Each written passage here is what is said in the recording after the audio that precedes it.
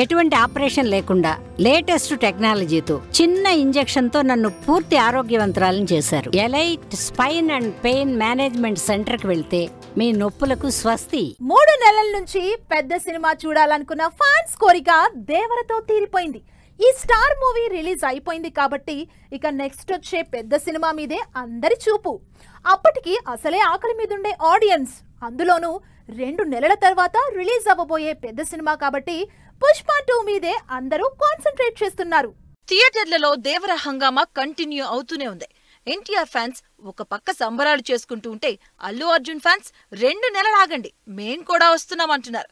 Second క్వార్టర్లో release కి ఉన్న ఎన్టీఆర్ సినిమా రిలీజ్ అయిపోవడంతో నెక్స్ట్ లైన్ లో ఉన్న బిగ్గెస్ట్ మూవీ పుష్ప 2 మీదే అందరి చూపు ఉంటుంది. పుష్ప ఎలా ఉండబోతుంది, అసలు పుష్పరాజ్ ని ఎలా చూపించబోతున్నాడు అంటూ చర్చ స్పీడ్ అందుకుంది. బన్నీ సుకుమార్ కాంబినేషన్ లో తెరకెక్కుతున్న పుష్ప 2 మీద అంచనాలు కూడా భారీగా ఉన్నాయి. పుష్ప పెద్ద హిట్ కావడంతో సీక్వెల్ మీద ఆటోమేటిక్ గా ఎక్స్పెక్టేషన్స్ క్రియేట్ అవుతున్నాయి. వీటికి తగ్గట్టు భారీ యాక్షన్, ఎలివేషన్ సీన్స్, ఇప్పటికే రిలీజ్ అయిన వీడియోస్ సినిమా నెక్స్ట్ లెవెల్లో ఉండబోతున్నాయని హింట్ కూడా ఇచ్చేశాయి. అందుకే పుష్ప 2 ఎప్పుడెప్పుడు రిలీజ్ అవుతుందా అని వెయిట్ చేస్తున్నారు ఆడియన్స్. దేవరా రిలీజ్ అయ్యాక 2.5 నెలలు ఏ పెద్ద సినిమా రిలీజ్ కావడం లేదు.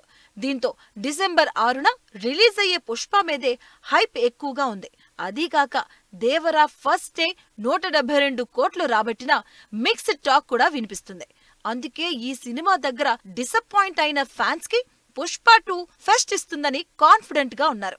అదీకాక బన్నీ 2 ఏళ్ల తర్వాత రిలీజ్ చేస్తున్న సినిమా కావడంతో బన్నీ యాక్షన్ ని మిస్ అవుతున్న ఫ్యాన్స్ కి మోస్ట్ అవైటింగ్ మూవీ కాబోతుంది పుష్ప 2.